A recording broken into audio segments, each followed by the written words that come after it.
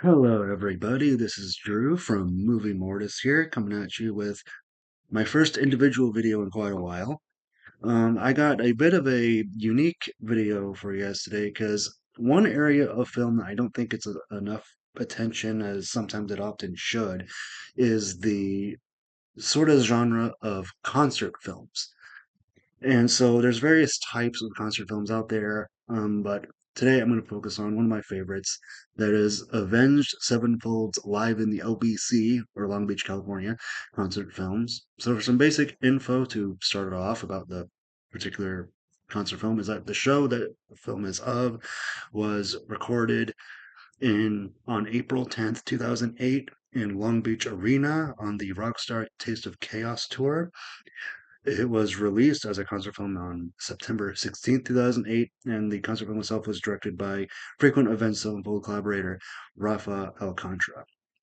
So, something about Avenged Sevenfold, the band in question, they were formed in Huntington Beach, California in 1999, so Long Beach is basically their hometown. So personal history for me, Avenged Sevenfold are my favorite band, basically.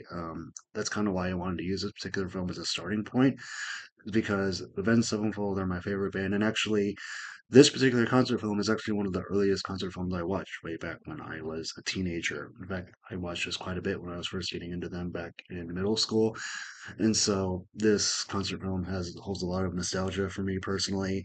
Um, so I've been listening to Avenged Sevenfold since I was probably in seventh grade. I heard Afterlife on Rock Band back in the day, and I heard Nightmare when that came out, and that was just changed my life, got me into heavier music. And with this being this being a movie centered channel, I don't get to talk about music all that much, but I feel like this is kind of a good area to bridge those two passions. Um, But yeah, so Avenged Sevenfold, I've collected so much stuff from them. I have most of their CDs. I have a whole bunch of Avenged Sevenfold merchandise, including shirts, hoodies, hats, a whole bunch of stuff. And I've just been a big fan of them for a very long time. And so I feel like this is a good starting point to talk about concert films.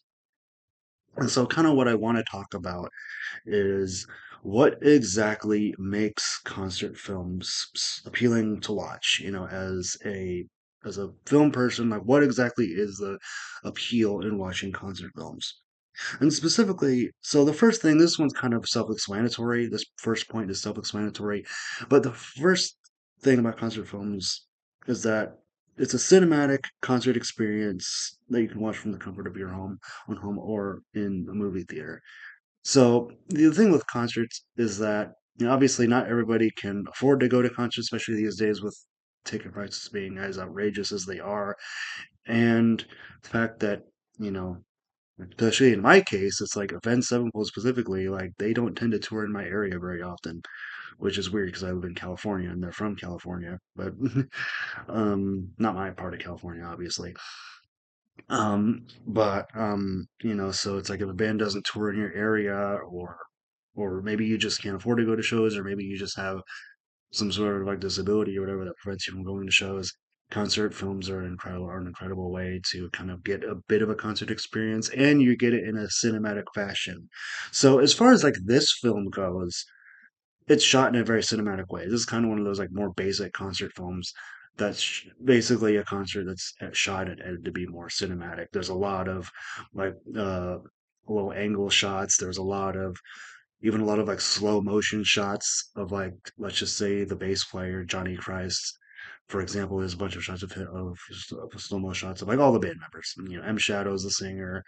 Um, fucking Sinister Gates, the guitar player. There's a lot of like high angle slow motion shots of him that really make this feel a lot more cinematic as to opposed to like a lot of like the concert performances you'll see from like some of the major festivals around the world. Like a lot of the major festivals do like record their shows, but it's like often those are very basic. Like those are just mostly just wide shots of like the crowd and the band and stuff, and it's not overly cinematic. I mean, it does the job, but with something like this, it's a lot more cinematic. There's even some shots where there's like filters placed over the shots to enhance like the mood.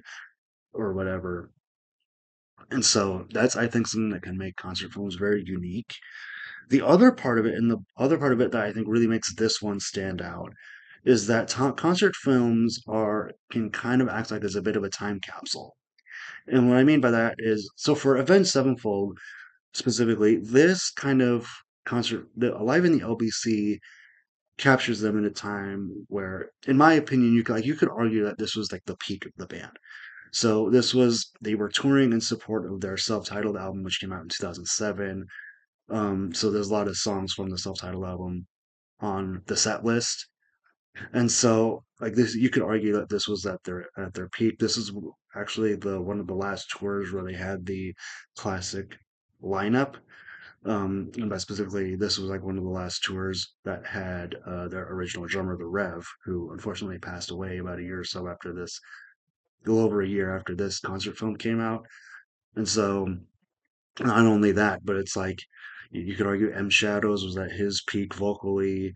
You could argue that like this was they were all in their mid to late 20s, I believe, at this time. So it's like they still had that youthful energy that that they still had back in the day. And I think Avenged they're still a really good band. I think their recent albums, Life is But a Dream, I think was pretty good after a few listens. I think The Stage was an amazing album. But for me, it's like this era of the band will always be special just because, it's classic lineup. This is kind of the era I kind of got into them. And it's, this era of the band just has a lot of nostalgia for me personally. And so it's like this film like documents it like in a way like it preserves that particular era of the band, especially like I was too young to having to see them live at this point because this was in 2008. I hadn't gotten into them yet actually. But this is kind of like a good time capsule if you want to go back to like, hey, this is when this band was at. If you think, this band was at this peak at this time, then this is a great sort of way to sort of preserve that. And so, I also do kind of want to talk about the set list as well. So, like, as I kind of alluded to a minute ago, there's a heavy dose of like self-titled album on here. So they open with critical acclaim, and they close with A Little Piece of Heaven. But they also so they only had four albums out at this time, and so they have a decent amount of songs from City of Evils, like they play Beast and the Harlot, Bad Country. They also play Seize the Day, so that's like the big songs. Um, there's also some songs, a couple songs from Waking the Fallen, which was their sophomore album. So you got Second Heartbeat on here. You also got Unholy Confessions, which is a live staple for them. And you got some other live staples too, like Afterlife, which is from self-titled album. Like I said, Bad Country. What's something that's cool that happened here is that in the middle of the show they brought out a fan to sing "Walk" by Pantera, which is kind of cool. So you kind of have that as part of the concert film, which is cool. I wonder what that guy thinks now. It's like, yeah, I'm on the Live in the LBC concert film. Um, yeah, I bet that guy's super happy. Um, and so they also something that's really cool is that there are part of the kind of a part of this being the time capsule thing is that there are some songs on here that they don't play live often that much anymore. So like the obvious example would be Scream, which in my opinion the version on this album, this live film plus concert, the live album that came along with this was I think is actually better than the one that's on the studio and the self-titled album. I think the performance of Scream in this concert is just fucking amazing. They also play Second Heartbeat is also like I mentioned earlier. That's not a song they play live super often anymore. Critical Claim is another song they don't play live super often anymore. So like some of these songs have left the Avenged Sevenfold set list in more modern times, and so it's kind of cool to go back and hey, this is what this song sounds like live. Because like going back to Scream for a second, it's like I don't think they've played that song live since when they were touring for Nightmare, I believe. I could be wrong about that, so somebody in the comments please correct me. And so I guess the last thing I want to talk about is that there's a couple cool bonus features. So like on this particular tour, for each show they recorded a pre-show video to where it's like they play it on the video screens like 15 minutes before they come on, and basically they do like a funny skit or something that like tell that kind of expresses to the audience, hey, we're going on in 15 minutes. Um, and so it's like, yeah, some of them are pretty simple. It's like, hey, the band members just say, hey, we're coming out in 15 minutes. Sometimes they do something creative, like they have like for one, they have Sinister Gates' dad. The Sinister Gates is the guitar player. They have Sinister Gates' dad, Papa Gates, basically like I guess this particular show I believe might have been played on like April Fool's Day or something. So what they did was they had Sinister Gates' dad be like, hey, they can't play tonight. They can't play tonight. They had something really shitty at Denny's or something, and then as he's like, yeah, yeah, they can't play tonight. We're sorry. And then like as he's saying that, the man walks through the walks into the room that he's in, and the camera pans out, and the band walks into the room, and they're like, "What the fuck are you doing?" They have a couple different ones like that. They also have one where it's like, so one of the bands that was on support for this tour was a trio, and they had M Shadows on one of these pre-show videos have a bit of a confrontation with a couple guys dressed up as bulls, being like, "Hey, why can't you guys come out for Avenged Sevenfold?" And they're like, "Well, no." Uh, and so and eventually M Shadows like, just like fuck you guys. It's really funny. So yeah, that's kind of all I really have to say about this one. I really think that concert films. I know there's been like a handful of high profile concert films recently, especially with someone like Taylor Swift with the Eras tour.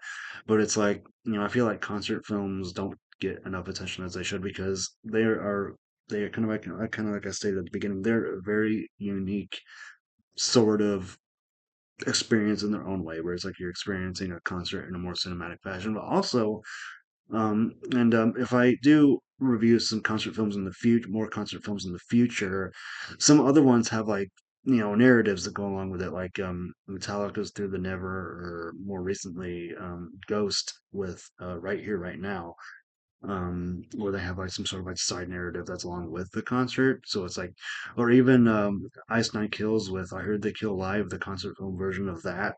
They called that like the Silver Stream or something, where they did like a kind of like a twist on like something like Unfriended or something.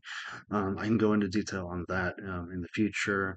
So, but I feel like Live in the LBC is a good starting point. One, because it holds a lot of nostalgia for me. It's like one of my favorite concert films of all time. But I also feel like it's a really good starting point because it's like it's what basically what a concert film is. Where it's like it's, as I've said a million times in this video, a cinematic concert experience. So that's all we have to say for this one, guys. Thank you guys for watching. Please subscribe, and I will see you guys in the next video. Take care, everybody.